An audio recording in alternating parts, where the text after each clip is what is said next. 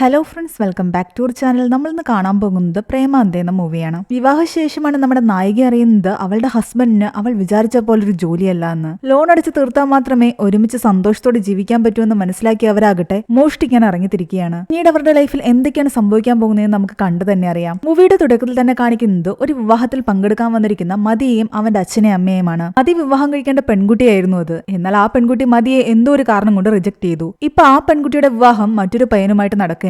ആ പയ്യനെ റിജക്ട് ചെയ്തത് രമ്യ എന്ന് പറയുന്ന ഒരു പെൺകുട്ടിയായിരുന്നു. അവളാണ് നമ്മുടെ മൂവിയിലെ നായിക. രമ്യയുടെ വീട്ടുകാരും അവൾക്ക് വേണ്ടി കല്യാണം ആലോചിക്കുന്നുണ്ട്. അതുപോലെ തന്നെ മതിയുടെ വീട്ടുകാരും അവന് വേണ്ടി കല്യാണം ആലോചിക്കുന്നു. അപ്പോ ഒരു ബ്രോക്കർ ആകട്ടെ ഇവർ രണ്ടുപേരുടെയും കുടുംബത്തെ തമ്മിൽ പരിചയപ്പെടുത്താൻ തീരുമാനിച്ചു. ഫുഡ് കൊടുക്കുന്നിടത്തൊരു ബഹളം കേട്ടിട്ട് മതി അവിടേക്ക് ചെല്ലുമ്പോൾ കാണുന്നത് നമ്മുടെ രമ്യ അവിടെ ഉണ്ടാക്കിയ ബിരിയാണിയെ കുറ്റം പറയുന്നതാണ്. ബിരിയാണി ഇങ്ങനെയല്ല ഉണ്ടാക്കുന്നതെന്നും കുറച്ചുകൂടി നന്നായിട്ട് ഉണ്ടാക്കണമെന്നൊക്കെ പറഞ്ഞിട്ട് അത് ഉണ്ടാക്കിയ ആളുമായിട്ട് അവൾ തർക്കത്തിലായിരുന്നു. അവിടെ കൂടുന്നവരും പറയുന്നുണ്ട് ബിരിയാണി കൊള്ളില്ല എന്ന്. അങ്ങനെ അവള് പറഞ്ഞ പ്രകാരം നല്ല രീതിയിൽ ദം ചെയ്ത ബിരിയാണി വിളമ്പിയപ്പോൾ അതിന് നല്ല ടേസ്റ്റും ഉണ്ടായിരുന്നു. കണ്ട മാത്രയിൽ തന്നെ മതിക്ക് രമ്യയോട് ഒരു ഇഷ്ടം തോന്നുന്നു. രമ്യ അവളുടെ അമ്മയെ സംസാരിക്കുന്നതെല്ലാം മതി കേൾക്കുന്നുണ്ടായിരുന്നു. ഇപ്പൊ വിവാഹം നടക്കുന്ന ആ പയ്യനെ രമ്യ റിജക്ട് ചെയ്തതാണെന്ന് അതിലൂടെ അവൻ മനസ്സിലാക്കി. കൂടാതെ അവളുടെ അമ്മയാകട്ടെ അവൾക്ക് ഇഷ്ടപ്പെട്ട ഏതോ ഒരു സാരിയാണ് ഇവിടെ ആർക്കും ഗിഫ്റ്റ് ആയിട്ട് കൊണ്ട് കൊടുത്തിരിക്കുന്നത്. അത് അവൾക്ക് തിരിച്ചു വേണം താനും. എന്നാൽ ഗിഫ്റ്റ് കൊടുത്ത സാധനം തിരിച്ചു വാങ്ങിക്കാൻ പറ്റില്ല എന്ന് അവളുടെ അമ്മ പറയുന്നുണ്ട്. പക്ഷെ അവളാകട്ടെ ആ ഗിഫ്റ്റുകളുള്ള സ്ഥലത്ത് പോയിട്ട് ആ സാരി തിരിച്ചെടുക്കാനുള്ള ശ്രമത്തിലായിരുന്നു. അതിനുവേണ്ടി അവൾ ഒളിച്ചും പാത്തും ആ റൂമിലേക്ക് പോകുന്നത് മതിയും കാണുന്നു.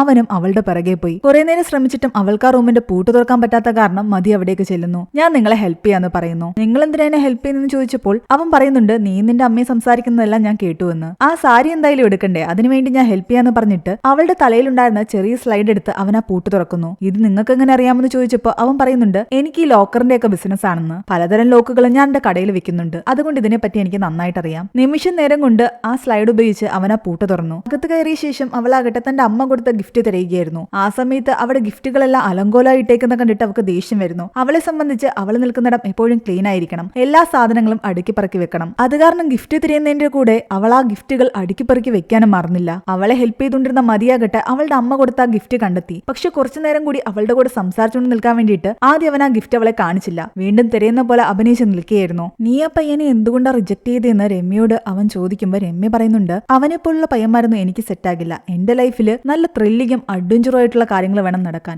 അങ്ങനെയുള്ള പയ്യനെയാണ് എനിക്ക് വേണ്ടത്. അത് കേട്ട് മതിയും തന്റെ കാര്യങ്ങൾ പറയുന്നു. ഇന്ന് വിവാഹം നടക്കുന്ന ആ പെൺകുട്ടി എന്നെ റിജക്ട് ചെയ്തതാണ്. അതിനുള്ള കാരണം ചോദിക്കുമ്പോൾ മതി പറയുന്നുണ്ട് എനിക്ക് ഒരുപാട് ലോണുകളുണ്ട്. അച്ഛന് അസുഖം വന്നപ്പോ കുടുംബ വീട് ഞാൻ പണയം വെച്ചിട്ടുണ്ടായിരുന്നു. ആ ലോൺ അടച്ചു തീർത്തെങ്കിലേ എനിക്ക് സ്വസ്ഥമായിട്ട് ജീവിക്കാൻ പറ്റൂ. വിവാഹം കഴിക്കാൻ വരുന്ന പെൺകുട്ടികളോടെല്ലാം തന്നെ ഞാൻ എന്റെ ലോണിനെ പറ്റിയും എന്റെ അവസ്ഥയെ പറ്റിയും എല്ലാം തുറന്നു പറഞ്ഞു. അത് കാരണം അവരെല്ലാവരും എന്നെ റിജക്ട് ചെയ്തിട്ട് പോയി. എന്നാൽ ഇത് കേട്ട് രമ്യ പറയുന്നുണ്ട് മിഡിൽ ക്ലാസ് ആയിട്ടുള്ള നമ്മളെപ്പോലുള്ള ആൾക്കാർക്ക് ലോൺ ഇല്ലാതെ എന്തായാലും ജീവിക്കാൻ പറ്റില്ല. നമ്മുടെ ജീവിതമേ അങ്ങനെയാണ്. ലോൺ എടുക്കുന്നു, അടച്ചു തീർക്കുന്നു. അതൊന്നും വലിയ കാര്യമല്ല. അപ്പൊ ലോണുള്ള ഒരാളെ നിങ്ങൾ റിജക്ട് ചെയ്യുമെന്ന് ചോദിക്കുമ്പോൾ രമ്യ പറയുന്നുണ്ട് ഒരിക്കലും ഞാൻ റിജക്ട് ചെയ്യില്ല എന്ന്. അതോടെ മതിക്ക് അവളോടുള്ള ഇഷ്ടം കൂടാൻ തുടങ്ങി. ഇവിടെ അതേസമയം ബ്രോക്കർ ആകട്ടെ ഇവർ രണ്ടുപേരുടെയും പേരൻസിനെ കണ്ട് സംസാരിച്ച് ഇവരുടെ രണ്ടുപേരുടെ ഫോട്ടോസ് എക്സ്ചേഞ്ച് ചെയ്യുന്നു. അതിനിടയ്ക്ക് മതിയാകട്ടെ അവളോട് പറയുന്നു നിന്റെ സാരി ഞാൻ കണ്ടുപിടിച്ചുവെന്ന്. അത് കിട്ടി സന്തോഷത്തിൽ നിൽക്കുമ്പോഴാണ് വാതിൽക്കല് ഒരു കുട്ടി വരുന്നത്. ഈ വാതിൽ ആരാ തുറന്നെന്ന് ചോദിച്ചുകൊണ്ട് ആ കുട്ടി അകത്തേക്ക് കയറിയതും ഇവർ രണ്ടുപേരും ആ ഗിഫ്റ്റുകൾക്ക് പിന്നിൽ ഒളിച്ചിരിക്കുന്നു. റൂം കണ്ട് കുട്ടി അന്തം വിട്ട് നിൽക്കുകയായിരുന്നു. കാരണം അവിടെ എല്ലാം തന്നെ ക്ലീൻ ആക്കി വെച്ചിരിക്കുന്നു. ഇവരിങ്ങനെ ഒളിച്ചിരിക്കുന്ന സമയത്ത് ഇവർ രണ്ടുപേരുടെയും പേരൻസ് അവരുടെ ഫോണിലേക്ക് ഓരോ ഫോട്ടോ അയച്ചു കൊടുക്കുന്നു. രമ്യയുടെ ഫോണിലേക്ക് മതിയുടെ ഫോട്ടോയും മതിയുടെ ഫോണിലേക്ക് രമ്യയുടെ ഫോട്ടോയുമായിരുന്നു. രണ്ടുപേരും പരസ്പരം ആ ഫോട്ടോ നോക്കി ചിരിക്കുന്നു. എന്താണെങ്കിലും അവർക്ക് രണ്ടുപേർക്കും പരസ്പരം ഒരു ഇഷ്ടം തോന്നി തുടങ്ങി. പേരൻസ് ആയിട്ട് ഈ ആലോചന കൊണ്ടുവന്ന സ്ഥിതിക്ക് വിവാഹം കഴിക്കാമെന്ന് അവർ തീരുമാനിച്ചു. വിവാഹശേഷം അവർ സെപ്പറേറ്റ് വീടെടുത്ത് താമസിക്കുകയായിരുന്നു. വിവാഹം കഴിഞ്ഞ ആദ്യത്തെ ഒരു മാസം രണ്ടുപേരും ജോലിക്ക് പോയില്ല.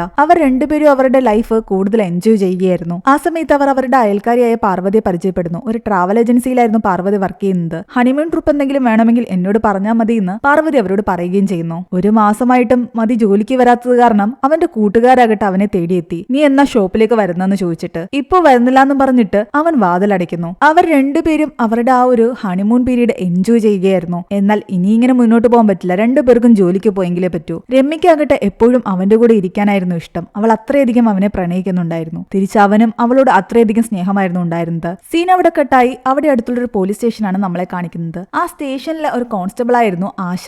ആശയുടെ ജൂനിയർ ആയിരുന്നു ഇപ്പോൾ അവിടെ SI ആയിരിക്കുന്ന സമ്പത്ത്. എന്റെ ജൂനിയർ തന്നെക്കാളും മുകളിൽ വന്ന കാരണം അവൾക്ക് അവനെ സാറേ എന്ന് വിളിക്കേണ്ട അവസ്ഥയാണ്. പക്ഷെ ആശയാകട്ടെ അവനെ സാറേ എന്നൊന്നും വിളിക്കാറില്ലായിരുന്നു. അതുകൊണ്ട് തന്നെ സമ്പത്ത് എപ്പോഴും ആശയ്ക്ക് കേസൊന്നും കൊടുത്തില്ല. ജീവിതത്തിൽ ഒരു കേസെങ്കിലും തെളിയിക്കണമെന്ന ആഗ്രഹത്തിലായിരുന്നു ആശ ഇരുന്നത്. ആശയ്ക്ക് കൊടുത്തിരുന്ന ജോലി എന്ന് വെച്ച് കഴിഞ്ഞാൽ കുടുംബജീവിതത്തിലെ പ്രശ്നങ്ങളായിട്ട് വരുന്ന കപ്പിൾസിന് കൗൺസിലിംഗ് കൊടുക്കുക എന്നായിരുന്നു. കൗൺസിലിംഗ് കൊടുത്ത് അവൾക്ക് ശരിക്കും അടുത്തിരുന്നു. ഈ കേസ് എനിക്ക് എങ്ങനെയെങ്കിലും തരാനാണ് അവൾ എപ്പോഴും സമ്പത്തിനോട് പറഞ്ഞുകൊണ്ടിരുന്നത്. ആശയുടെ ജീവിതത്തിലും അവളുടെ ഹസ്ബൻഡുമായിട്ട് അവൾക്ക് കുറെ ഇഷ്യൂസ് ഉണ്ടായിരുന്നു. അവള് ഹസ്ബൻഡിന് ഡിവോഴ്സ് ലെറ്റർ അയച്ചു. എന്നാൽ അയാളാകട്ടെ അവളോട് വന്ന് പറയുന്നത്, നമ്മുടെ ജീവിതത്തിലെ പ്രശ്നം എന്താണെന്ന് നീ പറയാതെ ഞാൻ ആ ഡിവോഴ്സ് ലെറ്ററിൽ സൈൻ ചെയ്യില്ല എന്നാണ്. എന്ത് കാരണം കൊണ്ടാണ് ഡിവോഴ്സ് കൊടുക്കുന്നതെന്ന് കൃത്യമായിട്ട് അവൾക്കും പറയാൻ അറിയില്ല. അവർ തമ്മിൽ ചെറിയ ചെറിയ പല ഇഷ്യൂസുമായിരുന്നു. അതിന്റെ പേരിലായിരുന്നു ഡിവോഴ്സിന് അവൾ പോയത്. കാരണം വ്യക്തമാക്കുന്നവരെ ഞാൻ ഇതിൽ സൈൻ ചെയ്യില്ല എന്ന് പറഞ്ഞു തന്നെ നിൽക്കുകയാണ് അവളുടെ ഹസ്ബൻഡും. ഇവിടെ നമ്മുടെ രമ്യയും മതിയും ജോലിക്ക് പോയി തുടങ്ങി. മതിക്ക് നൈറ്റ് ഡ്യൂട്ടി ആയിരുന്നു എപ്പോഴും, രമ്യക്ക് ഡേ ഡ്യൂട്ടിയും. അവർ പരസ്പരം അങ്ങനെ കാണാറ് പോലും ഇല്ലായിരുന്നു. അത് കാരണം അവൾക്ക് ശരിക്കും വിഷമം തോന്നാൻ തുടങ്ങി. അതില്ലാത്തപ്പോഴെല്ലാം അവൾ വീട്ടിൽ ബോറടിച്ചിരിക്കുകയാണ്. അതിനിടയ്ക്ക് അവളാകട്ടെ അയൽവക്കത്തുള്ള പല സ്ത്രീകളുടെയും കൂടെ സൗഹൃദത്തിലായി. അവരാകട്ടെ ഇവളുടെ ഹസ്ബൻഡിനെ പറ്റി ചോദിക്കാൻ തുടങ്ങി. മതി എങ്ങനെയുള്ള ആളാണ്, നിനക്ക് ഗിഫ്റ്റ് തരാറുണ്ടോ, അതുപോലെ ഫോൺ വരുന്ന സമയത്ത് മാറി നിന്ന് സംസാരിക്കാറുണ്ടോ എന്നൊക്കെ. രമ്യ പറയുന്നുണ്ട്, എനിക്കവൻ ഇടയ്ക്കിടയ്ക്ക് ഗിഫ്റ്റ് തരും, ചിലപ്പോഴൊക്കെ ഫോൺ വരുന്ന സമയത്ത് മാറി നിന്ന് സംസാരിക്കും. എന്നാൽ ഇത് കേട്ട് അവര് പറയുന്നുണ്ട്, അങ്ങനെയുള്ള ആൾക്കാർക്ക് എന്തെങ്കിലും അഫെയർ ഉണ്ടാകും, അതുകൊണ്ടാണ് അവര് ഗിൽറ്റ് കാരണം നമുക്ക് ഇടയ്ക്കിടയ്ക്ക് ഗിഫ്റ്റ് തരുന്നത്. അവരുടെ കാമുകിമാർ വിളിക്കുമ്പോൾ അവർ മാറി നിന്ന് ഫോൺ എടുക്കുകയും ചെയ്യും. ഇതുപോലെ ഈ ബിൽഡിംഗിൽ പല സ്ത്രീകൾക്കും അനുഭവമുണ്ട്. നിന്റെ ഹസ്ബൻഡിനും എന്തോ അഫെയർ ഉണ്ട്. ഇത് കേട്ടപ്പോ രമ്യക്ക് ആകെ ടെൻഷനായി. കാരണം ഒരിക്കൽ അവൾക്കാകട്ടെ ഒരു റെസ്റ്റോറന്റിലെ ബുക്കിംഗ് സ്ലിപ്പ് കിട്ടിയിട്ടുണ്ടായിരുന്നു. അത് 2 പേർക്കുള്ളതാണ്. അത് റൊമാൻറ്റിക് ആയിട്ടുള്ള ഏതോ ഒരു കേക്കായിരുന്നു ഓർഡർ ചെയ്തിരുന്നത്. സ്വാഭാവികമായിട്ടും അവന്റെ ആ കാമുകിയും കൊണ്ട് പോയതായിരിക്കും അവള് വിചാരിക്കുന്നു. ഇത് കേട്ട് ആ ലേഡീസ് പറയുന്നുണ്ട്, ഒരു കാര്യം ചെയ്യ്, നീ അതേ റെസ്റ്റോറന്റിൽ അവനെയും കൊണ്ട് പോകണം, എന്നിട്ട് ചോദിക്കണം ഇതിനു മുമ്പ് ഇവിടെ വന്നിട്ടുണ്ടോ എന്ന്. വന്നിട്ടുണ്ട് എന്നാണ് അവൻ പറയുന്നതെങ്കിൽ അവൻ സത്യസന്ധനാണ്. ഇനി അത് മറച്ചു വെച്ച് വന്നിട്ടില്ല, ഞാൻ ആദ്യമായിട്ടാണ് ഇവിടെ വരുന്നതെന്നൊക്കെ പറയുകയാണെങ്കിൽ അവൻ നിന്നെ ചീറ്റ് ചെയ്യുകയാണ്. അവര് പറഞ്ഞ പ്രകാരം ആ ഐഡിയ തന്നെ ചെയ്തു നോക്കാൻ അവൾ തീരുമാനിച്ചു. അതേ റെസ്റ്റോറന്റിലേക്ക് അവനെ കൊണ്ട് ചെല്ലുമ്പോൾ അവൾ ചോദിക്കുന്നുണ്ട്, നീ ഇവിടെ ഇതിനു മുമ്പ് വന്നിട്ടുണ്ടോ എന്ന്. ഒന്ന് ആലോചിച്ച ശേഷം അവൻ പറയുന്നു, ഞാൻ വന്നിട്ടില്ല എന്ന്. നീ എനിക്ക് ഇടയ്ക്കിടയ്ക്ക് ഇപ്പൊ ഗിഫ്റ്റ് തരുന്നത് എന്തുകൊണ്ടാ, നിനക്ക് എന്തെങ്കിലും ഗിൽറ്റ് ഉണ്ടോ എന്ന് ചോദിക്കുമ്പോൾ ഉണ്ടെന്ന് അവൻ പറയുന്നു. അവന്റെ ഗിൽറ്റ് വേറൊന്നും ആയിരുന്നില്ല, അവളുടെ കൂടെ ടൈം സ്പെൻഡ് ചെയ്യാൻ പറ്റാത്തതുകൊണ്ടാണ് അവൻ ഗിഫ്റ്റ് കൊടുക്കുന്നതെന്നാണ് പറയുന്നത്. പക്ഷെ അവൾ എടുത്തടിച്ച് ചോദിക്കുന്നുണ്ട്, നിനക്ക് ഏതോ അഫെയർ ഇല്ലേ എന്ന്. നിന്റെ ഫോണിലേക്ക് പല കോളുകളും വരുന്ന ഞാൻ കണ്ടിട്ടുണ്ട്, നീ ഒളിച്ചിരുന്നാ സംസാരിക്കുന്നത്. ആ സമയത്ത് അവന്റെ ഫോണിൽ ഒരു കോള് വരുന്നു. അവനത് കട്ട് ചെയ്യുന്നു. അവൾ അത് വാങ്ങി ചെക്ക് ചെയ്ത് നോക്കുന്നുണ്ട്. രാകേഷ് ആണ് വിളിച്ചതെന്നാണ് അവൻ പറഞ്ഞത്. പക്ഷെ അവള് ചെക്ക് ചെയ്യുമ്പോൾ ജഗൻമോഹിനി എന്നാണ് വരുന്നത്. എന്നാൽ ഇതൊക്കെ നീ തെറ്റിദ്ധരിക്കുന്നത് അതൊരാളുടെ പേരാന്നൊക്കെ അവൻ പറഞ്ഞെങ്കിലും അവള് വിശ്വസിക്കുന്നില്ല. അതിന്റെ പേരിൽ അവൾ ദേഷ്യപ്പെട്ട് അവിടെ നിന്നും ഇറങ്ങിപ്പോയി. അവൻ പിറകെ പോയി അവൾ എടുത്തുകൊണ്ടുവന്ന വണ്ടിയിൽ കയറാൻ നോക്കുന്നുണ്ട്. എന്നാൽ അവൾ ഡോർ തുറക്കുന്നില്ല. അവൻ അങ്ങനെ തൂങ്ങി തന്നെ കിടക്കുകയായിരുന്നു. കുറെ ദൂരം പോയപ്പോഴേക്കും അവൻ അതിൽ നിന്നും താഴെ വീഴുന്നു. ആൾക്കാരെല്ലാം ഓടിക്കൂടി. അവനെ ആ അവസ്ഥയിൽ കണ്ടപ്പോൾ ദയ തോന്നിയിട്ട് അവള് പെട്ടെന്ന് അവനെ വീട്ടിലേക്ക് കൊണ്ടുവരുന്നു. അവൻ എല്ലാ സത്യങ്ങളും അവളോട് തുറന്നു പറയുന്നു. നീ വിചാരിക്കുന്ന പോലെ എനിക്ക് ലോക്കിന്റെയും CCTV ക്യാമറയുടെ ഒക്കെ തന്നെ ഇൻസ്റ്റാളേഷന്റെ ജോലിയല്ല. ഞാനൊരു കള്ളനാണ്. ഞാനും എന്റെ കൂട്ടുകാരും ചേർന്നിട്ട് പലയിടങ്ങളിലും മോഷ്ടിച്ച് കാശ് സമ്പാദിക്കും. ആ കാശ് കൊണ്ടാണ് ഞാൻ എന്റെ ലോൺ അടയ്ക്കുന്നതും എന്റെ പ്രശ്നങ്ങൾ തീർക്കുന്നതും. ഇത് കേട്ട് അവൾ ഞെട്ടിത്തിരിച്ചിരിക്കുകയായിരുന്നു. അവന്റെ കൂട്ടുകാർ അവനെ വിളിച്ച് സംസാരിക്കുമ്പോഴെല്ലാം അവൻ മാറി നിന്ന് സംസാരിക്കുന്നത് ഇതൊക്കെ അവൾ അറിയണ്ടെന്ന് കരുതിയിട്ടാണ്. കല്യാണത്തിന് മുമ്പ് ഇതൊക്കെ പറയാതെ നീ എന്നെ ചതിക്കുകയായിരുന്നു പറഞ്ഞിട്ട് അവൾ ദേഷ്യത്തിൽ വീട്ടിലേക്ക് വരുന്നു. അപ്പോഴാണ് ചാവി അവന്റെ കയ്യിലാണെന്ന് ഓർക്കുന്നത്. അവനോട് ചാവി തരാൻ പറയുമ്പോൾ അവന്റെ കയ്യിൽ നിന്ന് നഷ്ടപ്പെട്ടിട്ടുണ്ടായിരുന്നു. കള്ളനായ സ്ഥിതിക്ക് ഈ സ്ലൈഡ് വെച്ച് തന്നെ തുറക്കാനാണ് അവൾ പറയുന്നത്. അങ്ങനെ അത് വെച്ച് അവൻ തുറന്ന് അകത്തേക്ക് കയറി. വെറൊരു കള്ളനായിട്ട് നീ എന്നോട് കള്ളം പറഞ്ഞ എന്നെ വിവാഹം കഴിച്ചില്ല എന്നൊക്കെ പറഞ്ഞ് അവൾ വഴക്കുണ്ടാക്കുമ്പോൾ അവൻ പറയുന്നുണ്ട്, അച്ഛന്റെ ഹോസ്പിറ്റൽ ബില്ലും വീട്ടിലെ ചെലവും വീടിന്റെ ലോണും അങ്ങനെ ഒരുപാട് ചുമതലകൾ എന്റെ തലയിലുണ്ടായിരുന്നു. അച്ഛന്റെ ഓപ്പറേഷൻ ഒക്കെ കഴിഞ്ഞപ്പോഴേക്കും വലിയ കടത്തിലായി.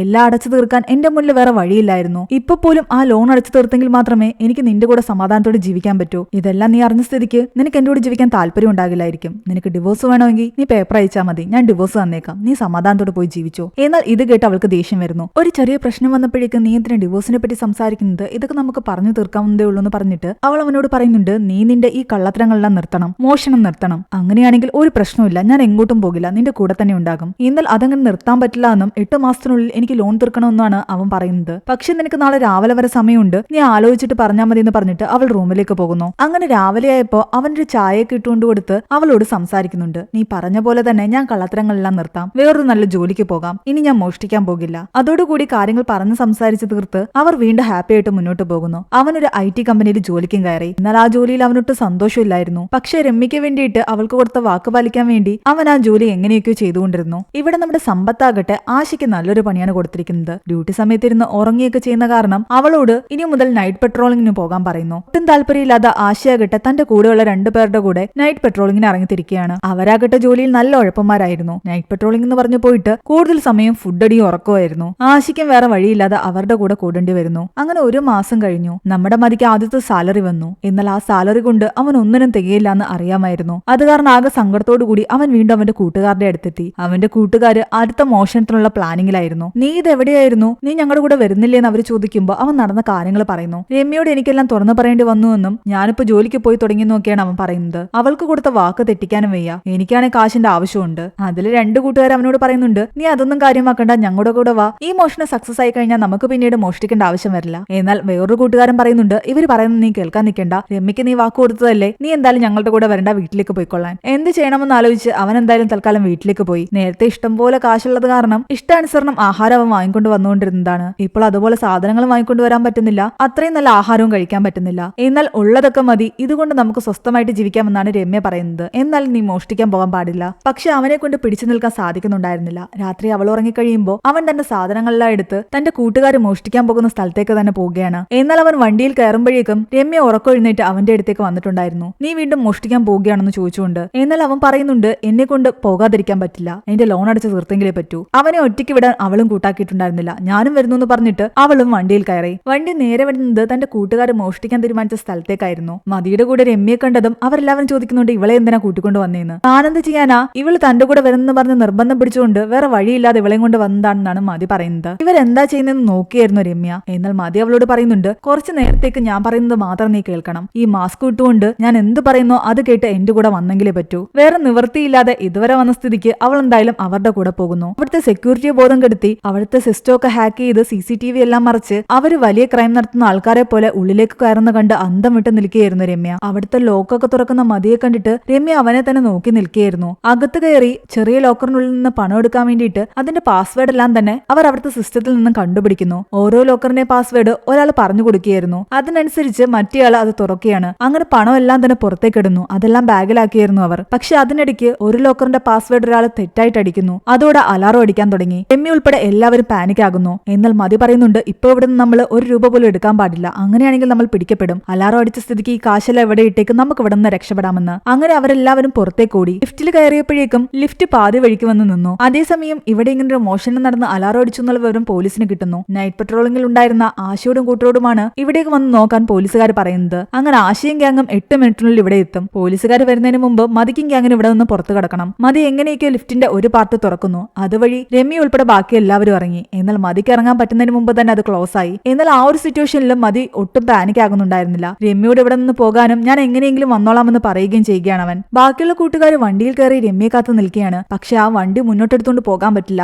കാരണം ആ കെട്ടിടത്തിന്റെ ഗേറ്റിന്റെ അടുത്ത് പോലീസ് ജീപ്പ് വന്നിരിക്കുന്നു. ഇത് മനസ്സിലാക്കി രമ്യയ്ക്ക് ഒരു ഐഡിയ തോന്നിയിട്ട് അവൾ പെട്ടെന്ന് മതിൽ ചാടി റോഡിലേക്ക് ചെന്ന പോലീസ് ജീപ്പിലിരിക്കുന്ന ആശയോട് പറയുന്നുണ്ട്, ഇവിടെ നിന്ന് ഒരു അലാറത്തിന്റെ സൗണ്ട് കേട്ടു, മുഖംമൂടിയിട്ട കുറച്ച് ആൾക്കാര് ഒരു വണ്ടിയിൽ അങ്ങോട്ടേക്ക് പോകുന്ന കണ്ടു, എത്രയും പെട്ടെന്ന് അവരെ പോയി പിടിക്കാൻ. അത് കേട്ട് ആശ രമ്യയോട് താങ്ക്സും പറഞ്ഞിട്ട് ആ വഴിക്ക് പോകുന്നു. ഈ നേരം കൊണ്ട് കൂട്ടുകാരുടെ കൂടെ രമ്യ വണ്ടിയിലേക്ക് കയറി. അപ്പോഴേക്കും ഉള്ളിൽ നിന്ന് രക്ഷപ്പെട്ട് മതിയും വന്നിട്ടുണ്ടായിരുന്നു. പിന്നീട് കാണിക്കുന്നത് ഇവരെല്ലാവരും ഒരു ഹോട്ടലിൽ ഇരിക്കുന്നതാണ്. കൂട്ടുകാരെല്ലാം പേടിച്ചിരിക്കുകയായിരുന്നു, രമ്യ എന്തായിരിക്കും പ്രതികരിക്കാൻ പോകുന്നതെന്ന് വിചാരിച്ച്. എന്നാൽ രമ്യയാകട്ടെ അവരോട് പറയുന്നു, എനിക്ക് എന്റെ ഹസ്ബൻഡിനും പേഴ്സണലായിട്ട് സംസാരിക്കാനുണ്ട്, നിങ്ങൾ എല്ലാവരും ഇവിടുന്ന് പോകാൻ. അവരെല്ലാം പോയി കഴിയുമ്പോൾ മതി അവളോട് പറയുന്നുണ്ട്, നീ എന്നോട് വഴക്കിടരുത്, ഞാൻ ഇനി ഈ മോഷണം തുടരില്ല, ഇതോടെ നിർത്തിയെന്ന്. എന്നാൽ ഇത് കേട്ട് അവള് പറയുന്നു, നീ ഇത് നിർത്തണ്ട, നീ ഇത് തന്നെ തുടരണം. പക്ഷെ നീ ഈ ഗ്യാങ്ങിന്റെ കൂടെ മോഷ്ടിക്കാൻ നിൽക്കണ്ട, ഇവന്മാരെല്ലാം മണ്ടന്മാരാ, നീ പിടിക്കപ്പെടും. ഒരു കാര്യം ചെയ്യും, നമുക്ക് രണ്ടുപേർക്കും ഒരു ടീമായിട്ട് മോഷ്ടിക്കാൻ ഇറങ്ങാം. ഇത് കേട്ട് അവൻ ഞെട്ടിത്തെറിച്ചിരിക്കുകയായിരുന്നു, നീ എന്തൊക്കെയാ പറയുന്നത്? എന്നാൽ അവള് പറയുന്നു, എനിക്ക് ശരിക്കും ഇതൊരു നല്ല അഡ്വഞ്ചർ ആയിട്ടാ തോന്നിയത്. ഞാൻ എന്റെ ലൈഫിൽ ഇത്രയധികം ത്രില്ലടിച്ച ദിവസമില്ലായിരുന്നു. അതുകൊണ്ട് ആ ത്രില്ല് എനിക്ക് ഇടയ്ക്കിടയ്ക്ക് കിട്ടണമെങ്കിൽ ഇങ്ങനെ ഇടയ്ക്കിടയ്ക്ക് നിന്റെ കൂടെ മോഷ്ടിക്കാൻ വരണം. നമ്മൾ രണ്ടുപേരും ഒരു ടീമായിട്ടിരിക്കാം. എന്നാൽ അത് കേട്ട് അവൻ അതിനൊന്നും സമ്മതിക്കുന്നില്ല.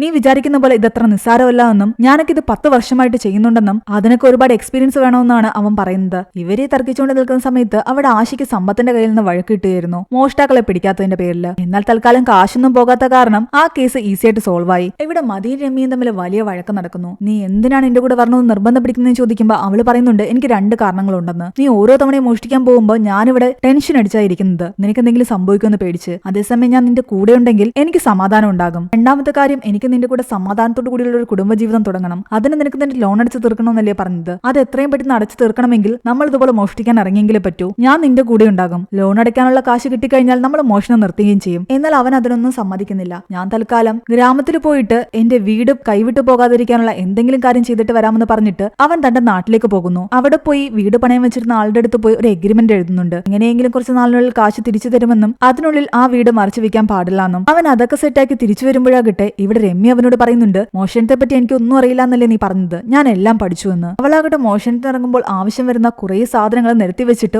ഓരോന്നിന്റെ പേര് അവനോട് പറയുന്നു. എന്നിട്ട് ഓരോ പ്ലാനിങ്ങിനെ പറ്റി പറയുന്നു. അവനതെല്ലാം കേട്ട് അന്തം വിട്ട് നിൽക്കുകയായിരുന്നു. നീ എന്തൊക്കെ പറഞ്ഞാലും നിന്നെ ഞാൻ കൊണ്ടുപോകില്ല എന്ന് തന്നെ അവൻ പറയുന്നു. ഒടുവില് അവൾക്കൊരു ഐഡിയ തോന്നുന്നുണ്ട്. അവളൊരു ദിവസം രാത്രി അവനോട് പറയുന്നു നമുക്കൊന്ന് നടക്കാൻ പോയിട്ട് വരാമെന്ന്. അങ്ങനെ അവളുടെ കൂടെ അവൻ നടക്കാൻ ഇറങ്ങി. പക്ഷെ ഒരു വീടിന്റെ അടുത്തെത്തി കഴിയുമ്പോൾ അവളാകട്ടെ ഞാൻ ഇന്ന് രാത്രി ഇവിടുന്ന് മോഷ്ടിക്കാൻ പോവെന്ന് പറഞ്ഞിട്ട് അതിന്റെ മതിൽ ചാടി അകത്തേക്ക് കടക്കുന്നു. വേണ്ടെന്ന് അവൻ പറഞ്ഞിട്ടും അവൾ കേൾക്കാതെ അകത്തേക്ക് പോകുന്ന കണ്ട് വേറെ നിവൃത്തിയില്ലാതെ അവനും അവളുടെ പിറകെ പോയി. അവൻ ചെയ്യുന്ന പോലെ എല്ലാ കാര്യങ്ങളും അവൾ പെർഫെക്റ്റ് ആയിട്ട് ചെയ്യുകയായിരുന്നു. അവിടുത്തെ CCTV ജാമാക്കി ഉള്ളിലേക്ക് കടന്ന് കാശിരിക്കുന്ന ലോക്കർ വരെ തുറന്നു. ഇതെല്ലാം ഞാൻ നിന്റെ നോട്ട്സ് കണ്ട് പഠിച്ചതാണെന്നാണ് അവള് പറയുന്നത്. ഒന്നും ശരിയാകില്ല എന്ന് അവൻ പറഞ്ഞെങ്കിലും കുറെ നേരം അവൾ സംസാരിച്ചു കഴിയുമ്പോൾ പ്രശ്നങ്ങൾ തീർണമെങ്കിൽ ഇതേ മാർഗമുള്ളൂ എന്ന് അവനും തോന്നി. എത്രയും പെട്ടെന്ന് ലോണ് തീർത്തെങ്കിലേ പറ്റൂ. അത് കാരണം അവള് പറഞ്ഞ എല്ലാ കാര്യങ്ങൾക്കും അവനും ഓക്കെ പറയുന്നു. എന്നാൽ ഈ വീട്ടിൽ ആരും ഇല്ലാന്ന് നീ എങ്ങനെ മനസ്സിലാക്കിയെന്ന് ചോദിക്കുമ്പോൾ അത് നമ്മുടെ അയൽക്കാരെയായ ട്രാവൽ ഏജന്റ് വഴി അറിഞ്ഞതാണെന്നാണ് അവള് പറയുന്നത്. ഈ ഏരിയയിലുള്ള പലർക്കും പുറത്തേക്കുള്ള ട്രിപ്പുകൾ ശരിയാക്കി കൊടുക്കുന്നത് പാർവതിയാണല്ലോ. അപ്പൊ പല ആൾക്കാരും ട്രിപ്പിന് പോകുന്ന സമയത്ത് അവരുടെ വീട്ടിൽ ആരും ഉണ്ടാകില്ല. അങ്ങനെ ട്രിപ്പിന് പോകുന്ന ആൾക്കാരുടെ ലിസ്റ്റ് എടുത്തപ്പോ ആ വീടുകളിൽ മോഷ്ടിക്കാമെന്നും തീരുമാനിച്ചു. അങ്ങനെ പിന്നീട് ഇവർ രണ്ടുപേരും ചേർന്ന് മോഷണം ആരംഭിച്ചു. മോഷ്ടിക്കാൻ പോകുമ്പോൾ കുറെ റൂളുകൾ മതി പറയുന്നുണ്ടായിരുന്നു. ഒരു തരത്തിലുള്ള എവിഡൻസ് അവിടെ വിട്ടിട്ട് പോകാൻ പാടില്ല. പോലീസ് ഒരു രീതിയിലും നമ്മളെ ട്രേസ് ചെയ്യാൻ പാടില്ല. പിന്നെ ക്യാഷ് മാത്രമേ നമ്മൾ എടുക്കാവൂ. വേറെ ആഭരണങ്ങൾ ഒന്നും തന്നെ എടുക്കരുത്. അത് വലിയ പണി കിട്ടുന്നതാണ്. അങ്ങനെ പിന്നീട് അങ്ങോട്ടുള്ള ദിവസങ്ങളിൽ അവർ രണ്ടുപേരും ഓരോ വീടുകളിലും മോഷ്ടിക്കാൻ കയറി. എന്നാൽ മോഷ്ടിക്കാൻ കയറുന്ന വീടുകളിലെല്ലാം തന്നെ പൊടി പിടിച്ച് കിടക്കുന്നതും അലങ്കോലമായി കിടക്കുന്നതുമായിട്ടുള്ള റൂമുകൾ ഉണ്ടായിരുന്നു. അതൊക്കെ കാണുമ്പോൾ രമ്യക്ക് ദേഷ്യം വരുന്നു. ഇവിടെ എല്ലാം വൃത്തികേടായി കിടക്കുന്നു, അതൊക്കെ വൃത്തിയാക്കുന്നു പറഞ്ഞിട്ട് അവൾ അവിടെയെല്ലാം തുടച്ച് വൃത്തിയാക്കാൻ തുടങ്ങി. അവളുടെ ഈ വൃത്തിപ്രാന്ത് കാരണം അവനും അവളുടെ കൂടെ നിൽക്കേണ്ടി വരുന്നു. രമ്യ നല്ല രീതിയിൽ കുക്ക് ചെയ്യുന്ന ഒരാളായിരുന്നു. അവൾക്ക് കിടിലമായിട്ട് ബിരിയാണി ഉണ്ടാക്കാൻ അറിയാം. അങ്ങനെ പിന്നീട് അങ്ങോട്ട് മോഷ്ടിക്കാൻ പോയ വീടുകളൊക്കെ ക്ലീൻ ആക്കി അവിടുത്തെ കിച്ചണിൽ കയറി അവര് ബിരിയാണി ഉണ്ടാക്കി കഴിക്കും. ബാക്കി വരുന്ന ബിരിയാണി ഫ്രിഡ്ജിൽ വെക്കാൻ തുടങ്ങുമ്പോൾ അവൻ പറയുന്നുണ്ട് ഇതിവിടെ വെച്ച് കഴിഞ്ഞാൽ പ്രശ്നമാകുമെന്ന്. എന്നാൽ അവൾ അത് കേൾക്കാതെ ആ ബിരിയാണി കളയണ്ടല്ലോ എന്ന് കരുതിയിട്ട് അത് ഫ്രിഡ്ജിൽ വെക്കും. അവർ ഈ എടുക്കുന്ന ക്യാഷ് എല്ലാം തന്നെ ഇല്ലീഗലായിട്ട് വെച്ചിരിക്കുന്ന ക്യാഷ് ആയിരിക്കും. അതെല്ലാം ബ്ലാക്ക് മണിയാണ്. അപ്പം വീട്ടുകാര് എന്തായാലും കംപ്ലൈന്റും കൊടുക്കില്ല. ആ ഒരു ഉറപ്പിലായിരുന്നു അവർ പലയിടങ്ങളിലും മോഷ്ടിച്ചുകൊണ്ടിരുന്നത്. ഒടുവിൽ ഒരു വീട്ടിൽ നിന്ന് നമ്മുടെ രമ്യയാകട്ടെ അവൾക്ക് ഇഷ്ടപ്പെട്ടിട്ട് ഒരു ആനക്കുട്ടിയുടെ ബൊമ്മ എടുത്തുകൊണ്ട് പോകുന്നു. എന്നാൽ ഇതെന്തിനാ നീ എടുത്തുകൊണ്ട് വന്നേന്ന് അവൻ ചോദിക്കുമ്പോൾ അവള് പറയുന്നുണ്ട് ഇതിന്റെ പേരിൽ എന്തായാലും നമ്മളെ തേടി ആരും വരാൻ പോകുന്നില്ല. ഒരു ചെറിയ ബൊമ്മ പോയെന്ന് പറഞ്ഞിട്ട് ആര് കേസ് കൊടുക്കാനാണ്. എന്നാൽ അവളുടെ ആ ഒരു വിശ്വാസം തെറ്റിച്ചുകൊണ്ടായിരുന്നു ആ വീട്ടിലെ സ്ത്രീ പോലീസ് സ്റ്റേഷനിൽ പോയി കേസ് കൊടുത്തത്. തങ്ങൾ ട്രിപ്പ് കഴിഞ്ഞ് വന്നപ്പോ തങ്ങളുടെ വീട്ടിൽ ആരോ കയറി സാധനങ്ങൾ മോഷ്ടിച്ചു എന്നാണ് അവര് പോലീസിനോട് പറയുന്നത്. വീടിന്റെ പൂട്ട് പൊളിച്ചിട്ടുണ്ടായിരുന്നില്ല. വീടെല്ലാം നല്ല പോലെ ക്ലീൻ ആക്കി ഇട്ടിരിക്കുന്നു. കിച്ചണിൽ ചെന്ന് നോക്കിയപ്പോ ആരോ ബിരിയാണി ഉണ്ടാക്കി ഫ്രിഡ്ജിൽ വെച്ചിരിക്കുന്നു. ഇത്രയും ടേസ്റ്റുള്ള ബിരിയാണി ഞാൻ കഴിച്ചിട്ടേ ഇല്ല. അങ്ങനെ വീണ്ടും കുറെ കാര്യങ്ങൾ അവർ പറയുന്നുണ്ട്. സമ്പത്താകട്ടെ ആ കേസ് ആശയാണ് ഏൽപ്പിക്കുന്നത്. ആദ്യമായിട്ട് തന്നെ സമ്പത്ത് ഒരു കേസ് ഏൽപ്പിച്ച സന്തോഷത്തിലായിരുന്നു ആശ. എന്തോ വലിയ മോഷണ കേസാണെന്നൊക്കെ കരുതി അവൾ ആ സ്ത്രീയും കൂട്ടി അവരുടെ വീട്ടിൽ ചെന്ന് കഴിയുമ്പോഴാണ് സത്യങ്ങൾ മനസ്സിലാവുന്നത്. ആശൊന്നും പോയിന്റ് പേരിലല്ല ആ സ്ത്രീ കംപ്ലൈന്റ് കൊടുക്കാൻ വന്നത്. അവരുടെ ഹസ്ബൻഡ് മരിക്കുന്നതിന് മുമ്പ് അവർക്ക് അവസാനമായി ഗിഫ്റ്റ് ചെയ്ത ആ ആനക്കുട്ടിയുടെ ചെറിയ ബൊമ്മ കാണാനില്ല. അത് കള്ളന്മാര് കൊണ്ടുപോയി. അതിന്റെ പേരിലാണ് അവർ കംപ്ലൈന്റ് കൊടുത്തത്. ഈ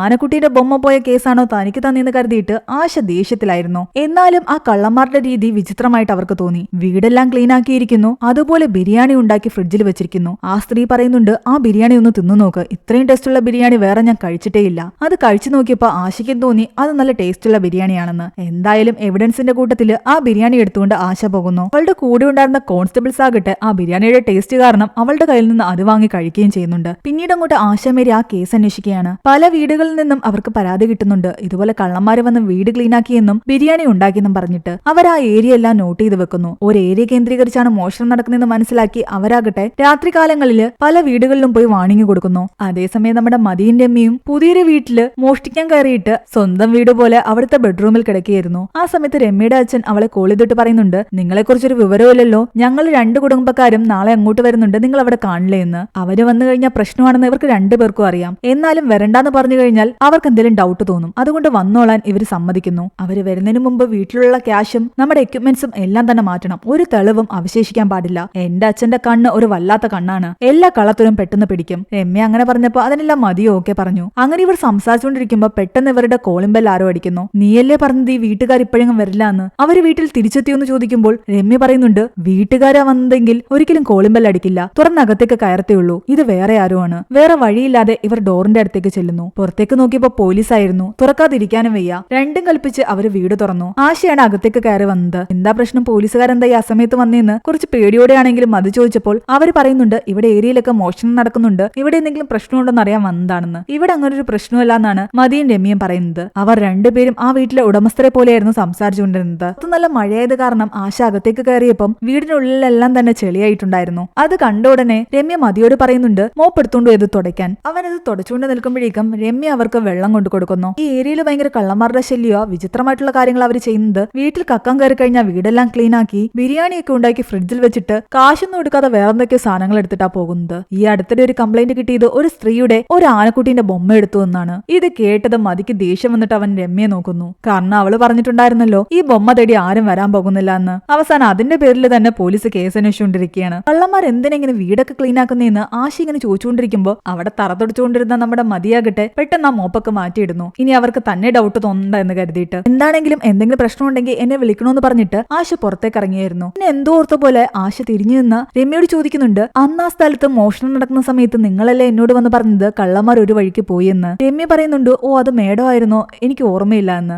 എന്താണെങ്കിലും അന്ന് നിങ്ങൾ എന്നെ ഹെൽപ്പ് ചെയ്തത് നന്നായി എന്നൊക്കെ പറഞ്ഞിട്ട് ആശ അവിടെ നിന്നും പോയി. മതി രമ്യ കുറെ വഴക്ക് പറയുന്നു. അപ്പോഴേ ഞാൻ നിന്നോട് പറഞ്ഞതാ ആ ബൊമ്മ എടുക്കണ്ട എന്ന്. കണ്ടോ ഇപ്പൊ അത് കാരണം പോലീസുകാർ വന്നത്. ആശ വീണ്ടും ആ കേസിന്റെ പിന്നാലെ പോകുമ്പോൾ ആശയ്ക്ക് മനസ്സിലാകുന്നുണ്ട് ഈ മോഷണം നടന്ന വീടുകളിലുണ്ടായിരുന്ന ആൾക്കാരെല്ലാം തന്നെ ഒരു ട്രാവൽ ഏജൻസി ത്രൂ ആണ് പുറത്തേക്ക് പോയിരിക്കുന്നത്. അവര് പുറത്തുപോയ ടൈമിൽ തന്നെയാണ് അവിടെ മോഷണം നടന്നിരിക്കുന്നത്. അവർക്ക് ആ ട്രിപ്പ് ഏർപ്പാടാക്കി കൊടുത്തത് പാർവതി എന്ന് പറയുന്ന സ്ത്രീയാണെന്ന് ഇവർക്ക് മനസ്സിലായി. പിന്നീട് പാർവതിയെ കേന്ദ്രീകരിച്ച് ഇവർ അന്വേഷണം മുന്നോട്ട് കൊണ്ടുപോകുന്നു. ഇവിടെ രമ്യയും മതിയും തങ്ങളുടെ വീട്ടുകാർ വരുന്ന കാരണം അവരുടെ സാധനങ്ങളും കാശും എല്ലാം തന്നെ ഒളിപ്പിച്ചു വെക്കുകയായിരുന്നു. ഇനി നമ്മൾ മോഷണത്തിന് പോകുന്നില്ല എന്ന് മതി പറയുന്നുണ്ട്. എന്നാൽ രമ്യ പറയുന്നു, നമ്മൾ പ്ലാൻ ചെയ്ത വീടുകളിൽ ഒരേ ഒരു വീട് മാത്രമേ ഇനി ബാക്കിയുള്ളൂ, അതുകൂടി നമുക്ക് തീർത്തിട്ട് മോഷണം നിർത്തിയാൽ മതിയെന്ന്. എന്നാൽ മതി അവളെ വഴക്ക് പറയുന്നു, നിനക്കെന്താ ഭ്രാന്തായോ, പോലീസുകാർ നമ്മളെ അന്വേഷിച്ചുകൊണ്ടിരിക്കുക, ഇനിയും നമ്മൾ ഇറങ്ങി തിരിച്ചാൽ പിടിക്കപ്പെടും. തൽക്കാലം അവൻ അങ്ങനൊക്കെ പറഞ്ഞതുകൊണ്ട് അവൾ അടങ്ങി തന്നെ നിന്നു. അവരുടെ വീട്ടുകാരെത്തിയപ്പോ ഹാപ്പി ആയിട്ട് അവരെ സ്വീകരിക്കുന്നു. എല്ലാ സാധനങ്ങളും അവർ മാറ്റിയിട്ടുണ്ടായിരുന്നു. പക്ഷെ ആനക്കുട്ടിയുടെ ബൊമ്മ അപ്പോഴും അവരുടെ ഷോക്കേസിൽ ഇരിപ്പുണ്ട്. ആ സമയത്ത് ന്യൂസിലെല്ലാം തന്നെ ഈ മോഷ്ടാക്കളെ പറ്റിയുള്ള വാർത്തകളായിരുന്നു കാണിച്ചുകൊണ്ടിരുന്നത്. വീട് ക്ലീൻ ആക്കുന്നതിനെ പറ്റിയും ബിരിയാണി ഉണ്ടാക്കുന്നതിനെ പറ്റിയൊക്കെ കാണിക്കുന്നു. കൂടാതെ ഈ ആനക്കുട്ടിയുടെ ബൊമ്മ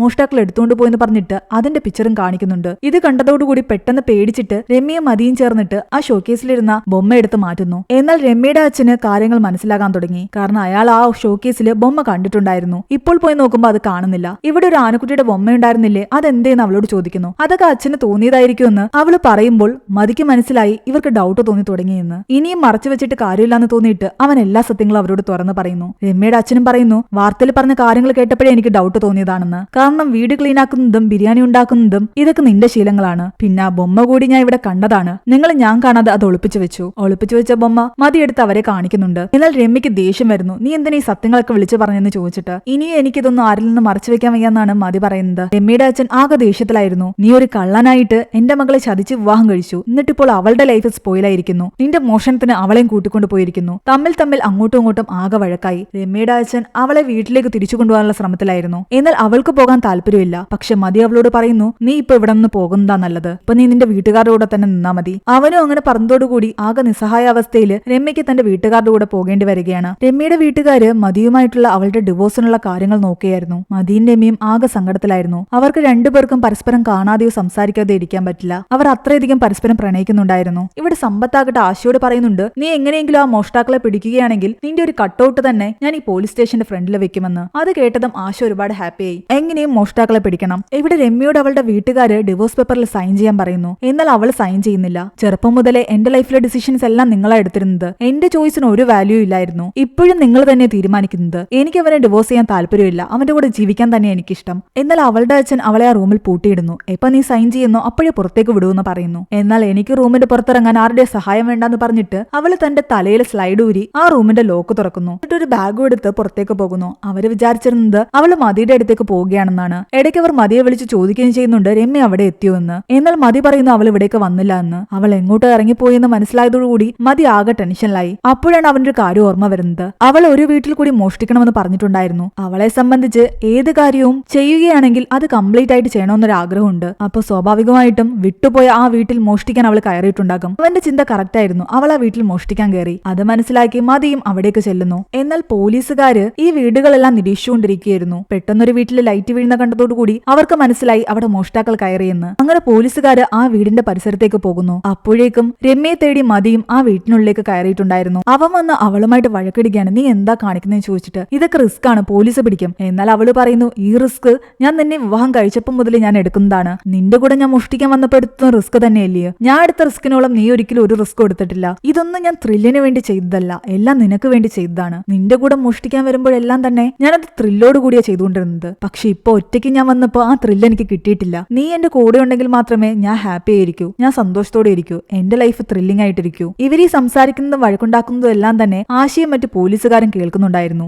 ഇവരായിരുന്നു കള്ളന്മാരെന്നറിഞ്ഞതും ആശയും ഞെട്ടിത്തരിച്ചിരിക്കുകയായിരുന്നു. ഇവിടെ രമ്യ മതിയോട് പറയുന്നുണ്ട്, നീ ലോൺ അടയ്ക്കാൻ കഷ്ടപ്പെടുന്നതും ലോൺ അടച്ച ശേഷം മാത്രമേ ജീവിതം മുന്നോട്ട് പോകൂ എന്ന് പറയുന്നതൊക്കെ കേട്ടപ്പോൾ എനിക്കും സങ്കടം തോന്നി. നിന്നെ ഒരു പ്രോബ്ലത്തിലും അധികകാലം നിർത്താൻ എനിക്ക് ആഗ്രഹം ഉണ്ടായിരുന്നില്ല. നിന്റെ പ്രോബ്ലം എല്ലാം തന്നെ പെട്ടെന്ന് തീർക്കണമെന്ന് കരുതിയിട്ടാണ് നിന്റെ കൂടെ ഞാനും മോഷ്ടിക്കാൻ ഇറങ്ങി തിരിച്ചത്. ആ പ്രശ്നങ്ങൾ തീർത്തെങ്കിലല്ലേ എനിക്ക് നിന്റെ കൂടെ സമാധാനത്തോടെ ജീവിക്കാൻ പറ്റൂ. അവനും ഇതെല്ലാം കേട്ടപ്പോൾ വിഷമം തോന്നാൻ തുടങ്ങി. അപ്പോഴേക്കും പോലീസുകാര് ഇവരെ പിടിക്കാൻ വരുന്നുണ്ടായിരുന്നു. അത് കണ്ട് അവർ രണ്ടുപേരും കെട്ടിപ്പിടിച്ച് നിൽക്കുകയാണ്. എന്നാൽ പോലീസുകാര് രണ്ടുപേരെയും വേർപെടുത്തി അറസ്റ്റ് ചെയ്തുകൊണ്ട് പോകുന്നു. സ്റ്റേഷനിലെത്തിയപ്പോൾ സമ്പത്ത് ആശയ്ക്ക് കൺഗ്രാചുലേഷൻ ഒക്കെ പറയുന്നുണ്ട്. വാക്കു കൊടുത്ത പോലെ അവളുടെ ഒരു കട്ടൗട്ടൊക്കെ പുറത്ത് വെച്ചിട്ടുണ്ടായിരുന്നു. സ്റ്റേഷനിലെത്തിക്കഴിഞ്ഞ് ഇവര് രണ്ടുപേരെ 2 സെല്ലിലിട്ടു. അവർ രണ്ടുപേര് 2 സെല്ലിൽ കിടന്നുകൊണ്ട് സംസാരിക്കുകയായിരുന്നു. ഇതെല്ലാം ഞാൻ കാരണം ഉണ്ടായതെന്ന് മതി പറയുന്നു. എന്നാൽ ഞാനാ പ്രശ്നം ഉണ്ടാക്കിയതെന്ന് രമ്യ പറയുന്നു. രണ്ടുപേരും അവരുടെ ഭാഗത്താണ് തെറ്റെന്നുള്ള രീതിയിൽ അവരുടെ തെറ്റുകൾ ഏറ്റു പറയുകയായിരുന്നു. അതിനിടയ്ക്ക് മതി പോലീസുകാരോട് ചോദിച്ചിട്ട് 2 ചായയും വാങ്ങിക്കുന്നുണ്ട്. അവർ രണ്ടുപേരും ചായ കുടിച്ചുകൊണ്ട് അവർക്കിടയിലെ പിണക്കങ്ങളെല്ലാം മാറ്റുകയായിരുന്നു. ഞാനിത് തുടങ്ങി വെച്ച കാരണമാണ് നീ ഇതിലേക്ക് വന്നുപെട്ടെന്ന് മതി പറയുമ്പോൾ അവൾ തിരിച്ചു പറയുന്നത്, നീയായിട്ട് നിർത്താമെന്ന് പറഞ്ഞിട്ടും ഞാനല്ലേ വീണ്ടും ഇത് കണ്ടിന്യൂ ചെയ്തതെന്നാണ്. സാധാരണ ഹസ്ബൻഡ് ആൻഡ് വൈഫ് തമ്മിൽ പ്രശ്നം ഉണ്ടായി കഴിഞ്ഞാൽ അങ്ങോട്ടും ഇങ്ങോട്ടും കുറ്റം പറയുകയും ഓരോ തെറ്റുകളും മറ്റൊരാളുടെ തലയിൽ ഇടുകയുമാണ് ചെയ്യുന്നത്.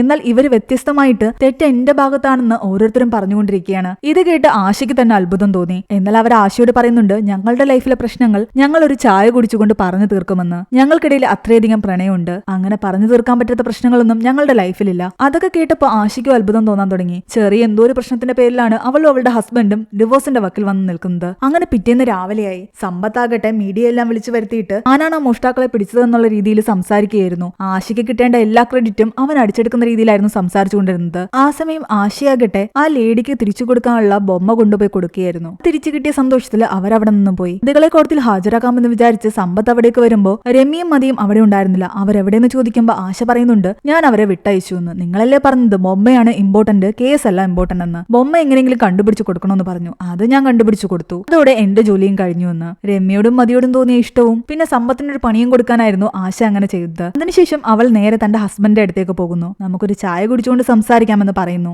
മതിയും രമ്യയും കണ്ടിട്ട് അവർക്കിടയിലെ പ്രശ്നങ്ങളും ഒരു ചായ കുടിച്ച് തീർക്കാനായിരുന്നു ആശയുടെ തീരുമാനം. പിന്നീട് കാണിക്കുന്നത് കുറെ നാളുകൾക്ക് ശേഷം ആശ ഒരു ഹോട്ടലിലേക്ക് വരുന്നതാണ്. ആ ഹോട്ടൽ നടത്തുന്നത് മതിയും രമ്യയും ചേർന്നിട്ടായിരുന്നു. രമ്യയുടെ ബിരിയാണി ഇതിനോടകം ഫേമസ് ആയിട്ടുണ്ടായിരുന്നു. കാരണം അവൾ മോഷ്ടിക്കാൻ പോയ വീടുകളിലെല്ലാം തന്നെ ബിരിയാണി ഉണ്ടാക്കിയിട്ടുണ്ടായിരുന്നില്ലേ. അത് കഴിച്ചവരെല്ലാം അതിന്റെ ടേസ്റ്റിനെ കുറിച്ച് പറഞ്ഞുകൊണ്ടിരിക്കുകയായിരുന്നു. അത് കാരണം ആ ബിരിയാണി സെർവ് ചെയ്യുന്ന ഒരു ഹോട്ടൽ തന്നെ അവർ ഉണ്ടാക്കി. ഇപ്പോൾ നിങ്ങൾ മോഷ്ടിക്കാൻ പോകാറുണ്ടോ എന്ന് ചോദിക്കുമ്പോൾ ആശയോട് അവർ പറയുന്നുണ്ട്, ഞങ്ങൾ അതൊക്കെ നിർത്തിയെന്ന്. ഇപ്പൊ ഞങ്ങളുടെ ബിസിനസ് ഇതാണ്. അവിടെയാണ് ഈ ഒരു മൂവി അവസാനിക്കുന്നത്. ഈ ഒരു മൂവിയുടെ സ്റ്റോറി എങ്ങനെ ഉണ്ടായിരുന്നു നിങ്ങൾ താഴെ കമന്റ് ചെയ്യുക. എക്സ്പ്ലനേഷൻ ഇഷ്ടപ്പെട്ടെങ്കിൽ വീഡിയോയിലേക്കാണ് നമ്മുടെ ചാനൽ സബ്സ്ക്രൈബ് ചെയ്യാനും മറക്കണ്ട.